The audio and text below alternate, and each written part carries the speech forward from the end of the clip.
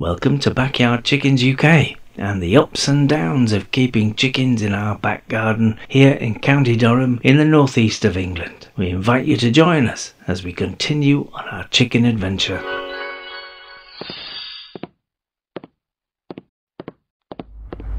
Hello and welcome to Backyard Chickens UK.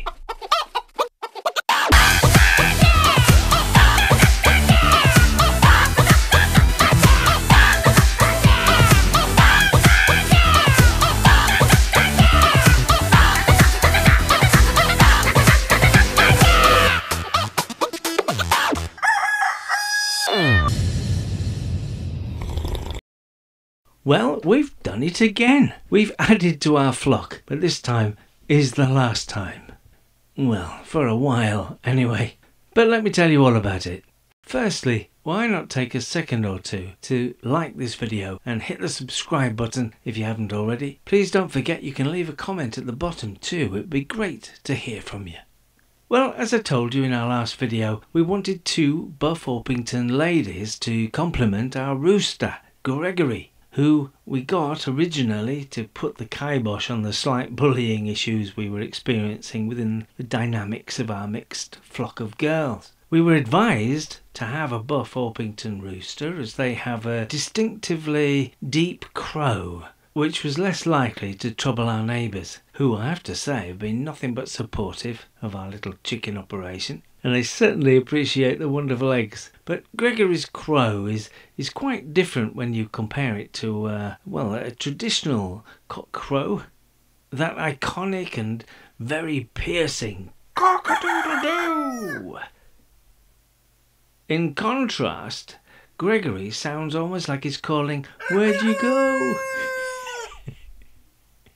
However, aside from his distinctive crow, he cuts really quite a dashing figure.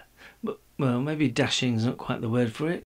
Perhaps lumbering or clomping would be a more suited description. But whatever it is, you have to agree, he's a handsome chap, our little stud muffin.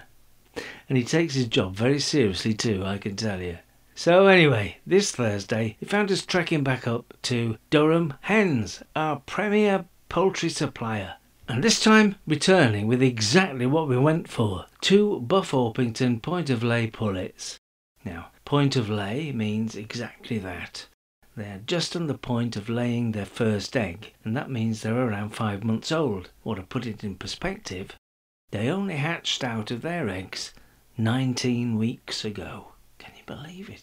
I have to say, they are the most beautiful girls, and compared to our other chickens, they're huge. There's something like a neck and a head taller than all the other girls. So it's a bit of a surprise when we pick them up and find out how light they are. They have quite luxuriant feathers, you see, and it hides the fact they're really quite skinny underneath it all, and have some considerable filling out to do, which won't take them long, I'm sure. It'll not be long before they're sailing around the garden in all their splendour, with Gregory mooching along behind, keeping an eye on everything. We have to be a little cautious mixing them all in together, as the pecking order must be observed, you know. It's an actual thing.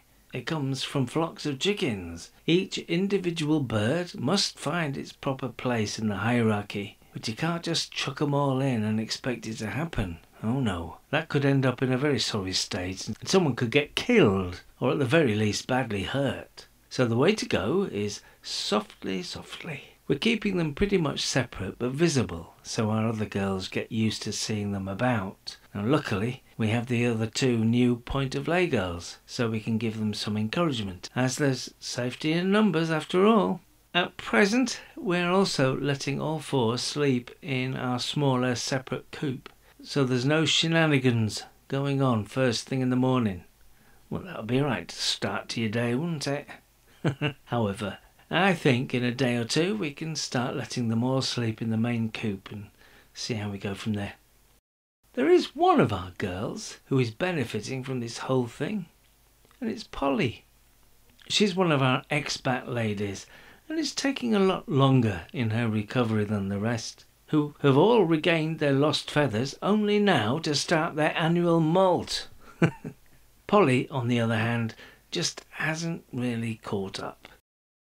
she's still quite bald, and she gets picked on quite a bit by the others. Our theory is that the poor little thing is just stressed out, and that's why she's so far behind the others. Enter the 4 new girls. Boom! Polly is not at the bottom anymore. She's suddenly become a feisty little thing. She makes us laugh as she struts about, half dressed, but thinking she's the bee's knees. Please like and share this video. If you hit the subscribe button, we can update you with our next one as we continue on our chicken adventure. Goodbye and God bless.